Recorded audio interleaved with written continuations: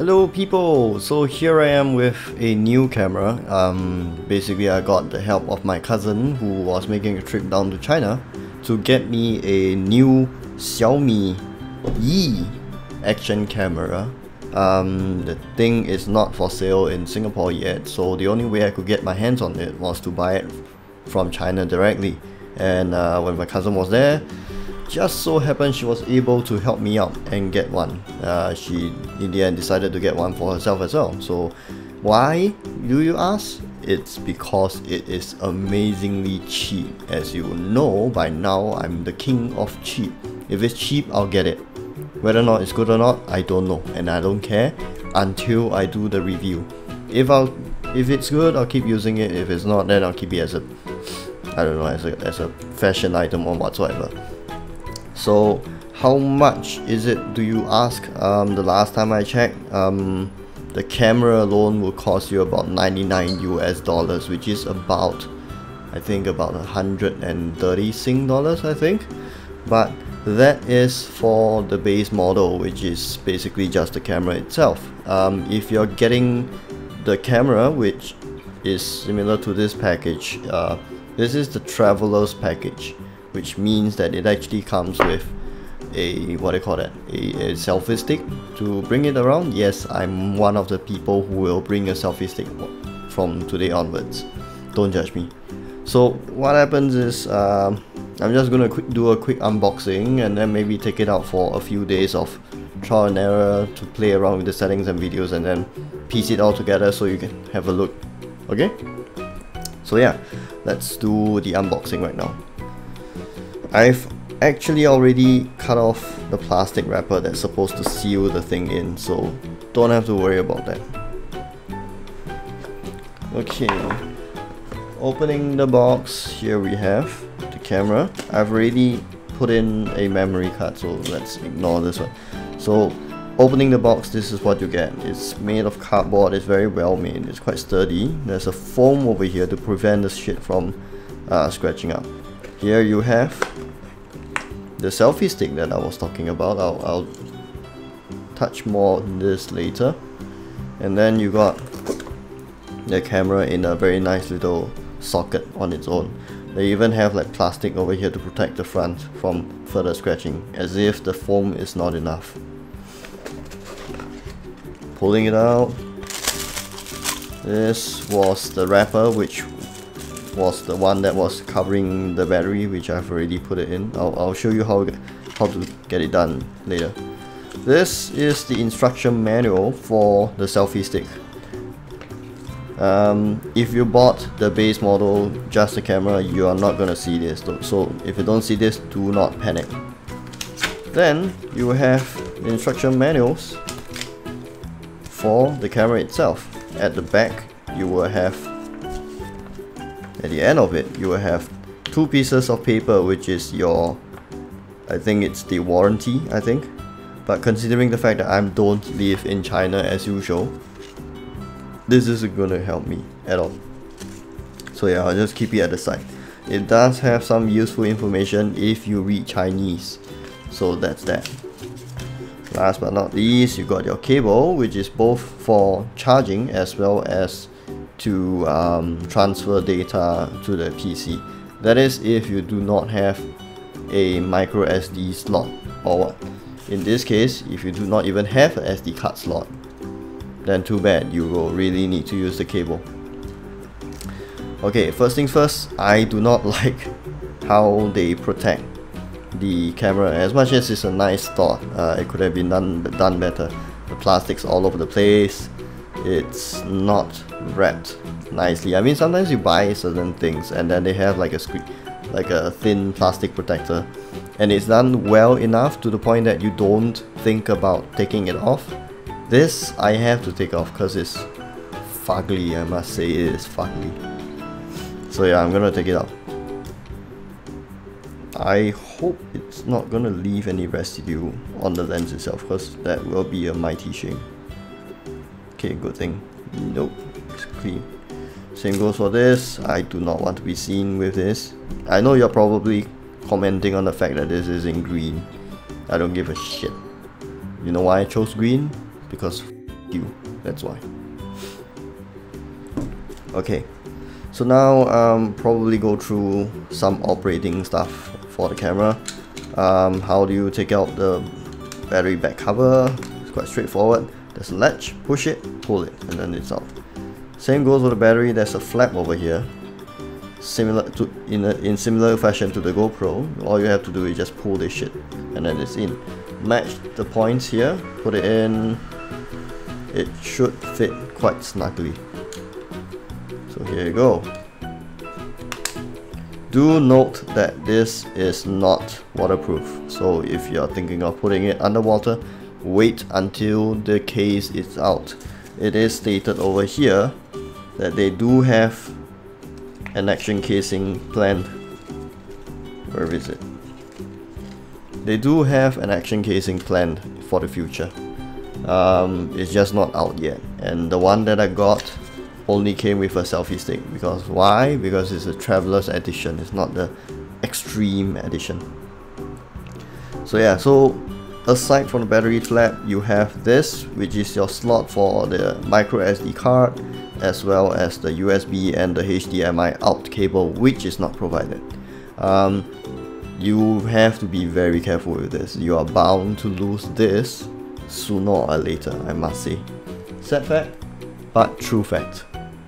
Okay, so before I move on to the operation of the camera itself, I probably want to go through the selfie stick here. Operates quite straightforward. There's a screw over here which you'll be using to work the camera into.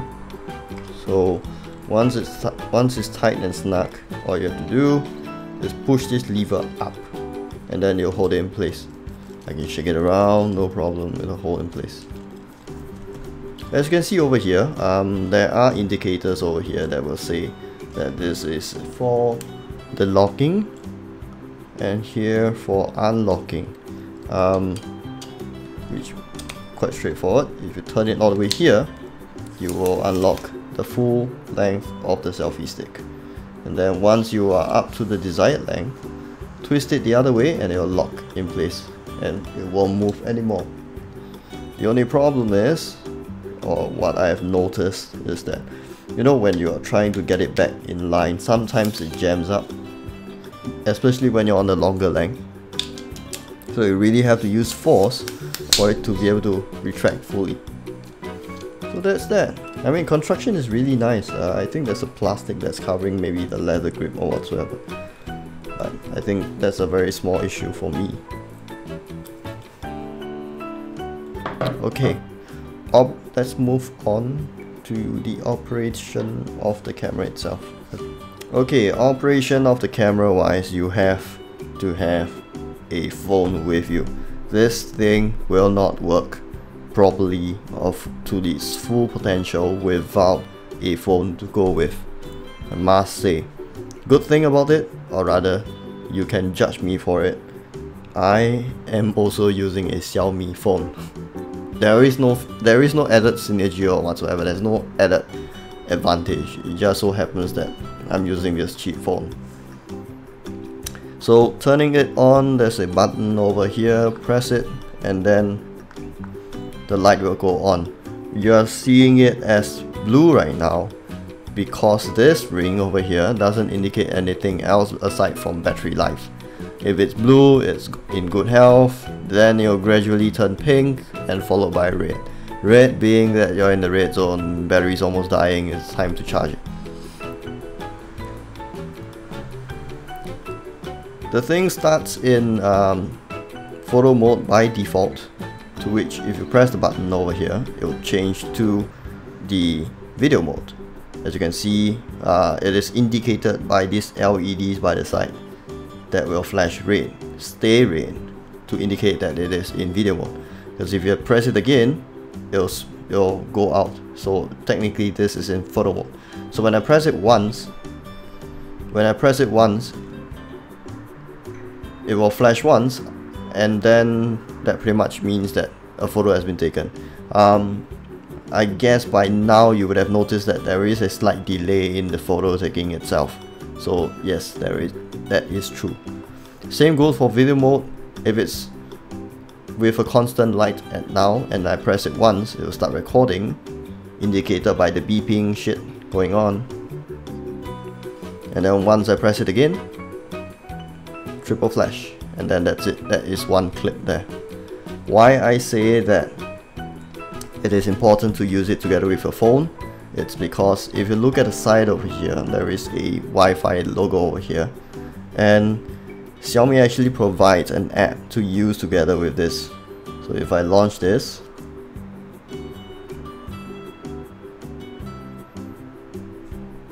and I turn it on,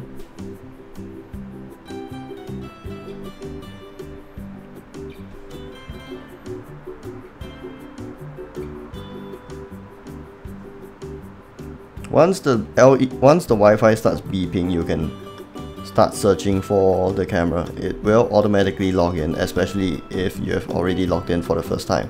From here, I am able to see a preview, a live feed of the video itself, a preview of my shit. Hello.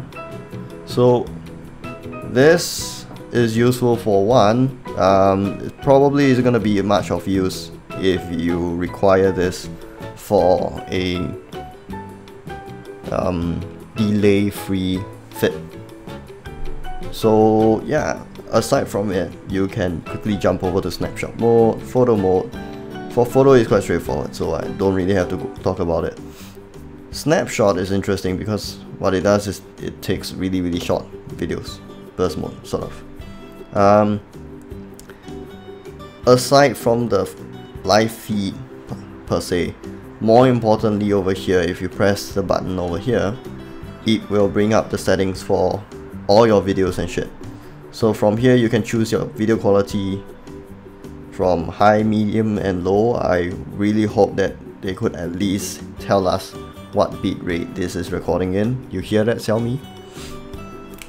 But never mind, I'm just gonna stay on high at default. You can timestamp your video.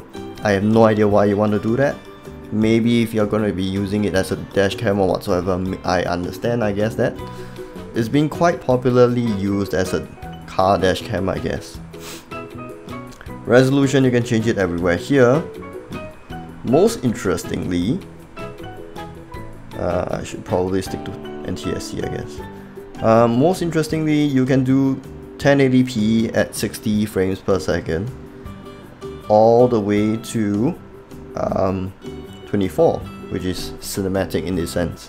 But interestingly enough for me, I would say, would be the fact that you can actually go up to really high frame rates, 120 at 720p or 240 frames at 480p. This I'm going to try. I must try when I'm out. At this current moment, the fastest that I can go beyond my capabilities would be 96 frames per second, and that's on the GH4. Never mind the fact that it's going at 1080p, but if I can go 240, I don't mind losing a little bit of resolution. We just have to see how it looks. But by default, I'll probably stick to 24. Why? Because I'm already shooting 24 with my other cameras, so it's easier that way. Metering mode, if you're into photography, if you're familiar with photography, I think this is quite straightforward. I would actually use average because it's easier that way. I mean, it makes more sense, I think. Photo resolution, I probably am not going to be using it for photos, but instead, I'll probably do something different in the sense that I can try to use it for time-lapse photos. Because over here, I can actually set it to have normal self-timer or time-lapse or burst mode. The only one that really interests me would be time-lapse. I'll try it out later, I guess. And if you're primarily using it for photo or video, you can actually set it over here to start up at a certain mode on its own. Over here you got video, because again I'm going to be using it for like travel and video recording. Me talking to the camera and looking like a total idiot on the streets. This is what I'm going to be using it for, with a selfie stick, mind you. Timestamp, of course I'm not going to have it there. Okay, once you scroll down even further, you have even more shit to play around with. I assume that this is probably because it's a new firmware, so they have even more stuff.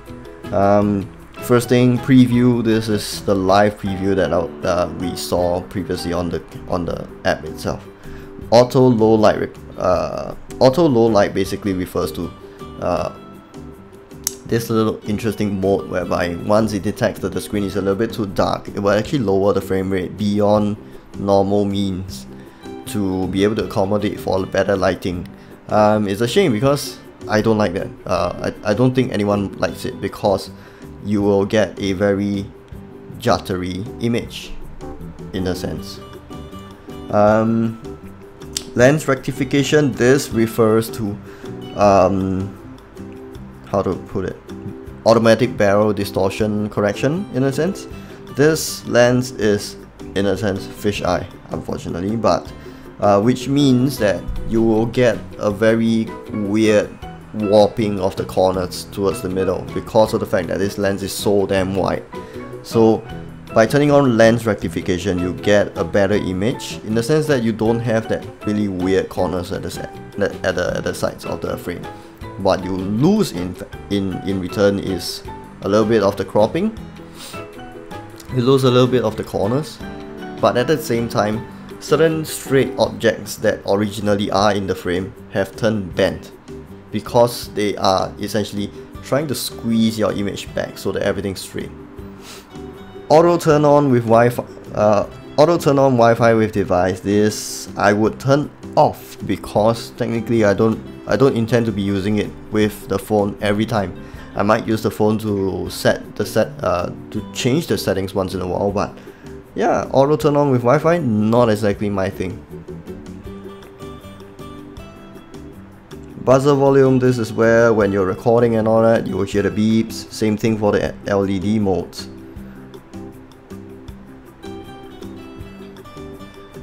There's also a sleep function over here whereby once it detects that it has been inactive for quite a while, it will automatically shut off. This is for situations whereby you forget to turn it off or you're busy walking or whatsoever. Sometimes we just keep walking and forget to turn off. Or maybe if it's on the selfie stick, it can get quite irritating to turn on and off every time. So yeah, pretty much it. If you go to photo mode right now,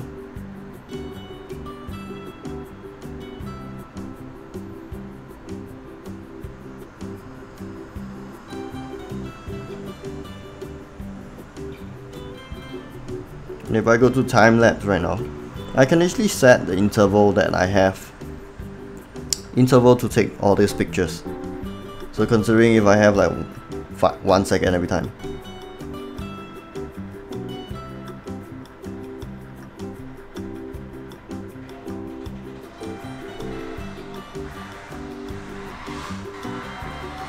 and once I'm done, I'll just press it again. What I get in the end when I head over to the preview would be a series of images, all taken in intervals of 1 second each. 3, 4, 5, which is pretty neat, considering the fact that sometimes setting up a time-lapse camera can be quite irritating in a sense. And over here, if I go to video mode, I can actually see like previews of whatever I've taken. Do note that this will be of a slightly lower quality because technically it is a preview. Still, pretty good quality, I must say. But I won't be able to comment exactly until I try out in the streets, I guess. So this pretty much is it, I guess. I'm gonna log out, disconnect, and then shut this off.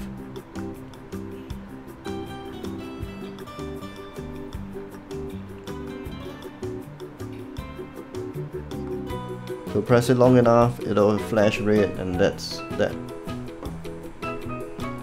I think, yeah, this is pretty much it, I guess. If there's anything you'd like me to try out or test out, do let me know. I can always oblige. How I'm probably gonna be using it is probably like any other selfie guy. Set the camera up this way, pull it out. Oh shit. Loosen this thing, push it out, lock it, and then say hi. But yeah, this is Xiaomi E action camera. For $99 US, you get the basic one. For an additional, I think $20 US, you can get yourself the Traveler's Edition, which comes together with a nice little selfie stick. Very rigid selfie stick, which you can use for self-defense if some dickhole decides to try to steal your camera.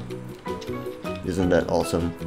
So I'll come back in a while with footage of whatever I've shot.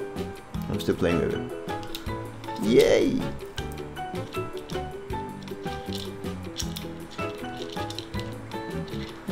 Okay, so I'm back from taking the camera out for about a week or so, and you are probably wondering why I'm still recording audio into the microphone, and that is because the audio on the camera is pretty...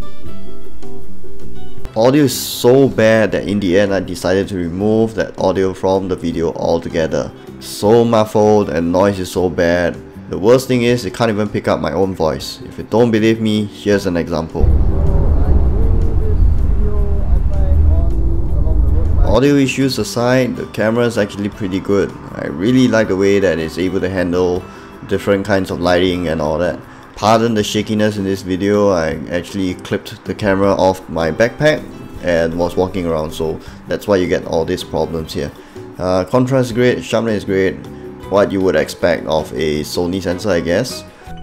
One more thing to note is the fact that this camera is so light and so small, it actually gives me a lot of freedom to play around to get many creative shots and different effects.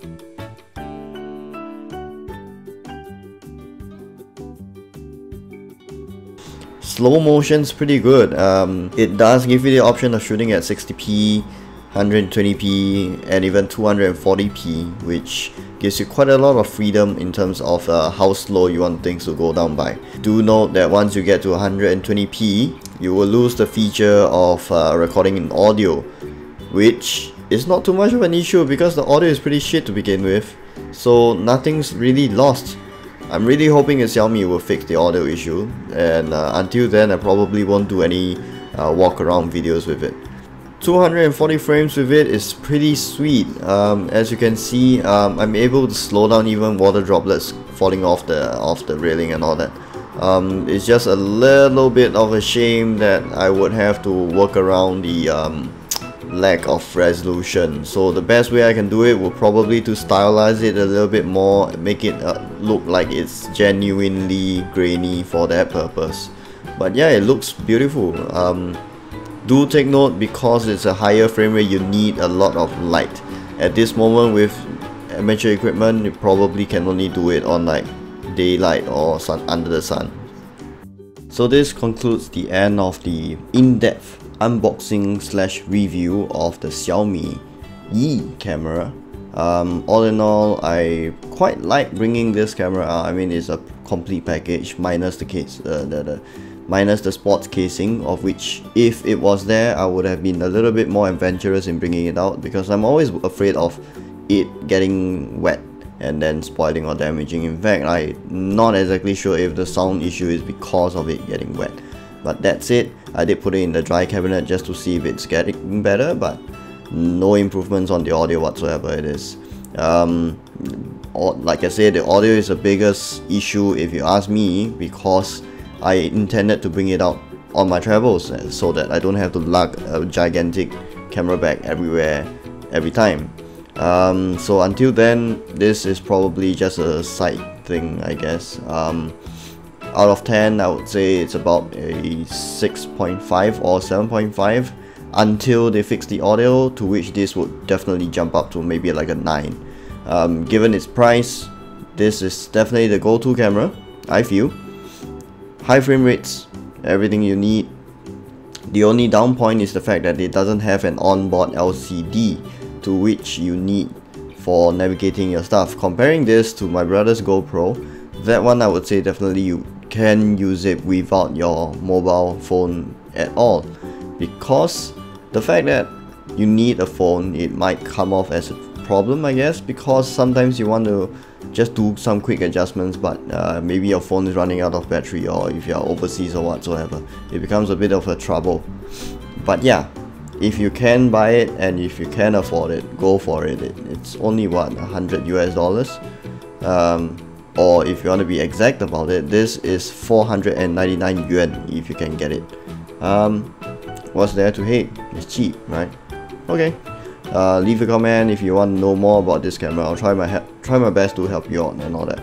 So yeah, bye bye.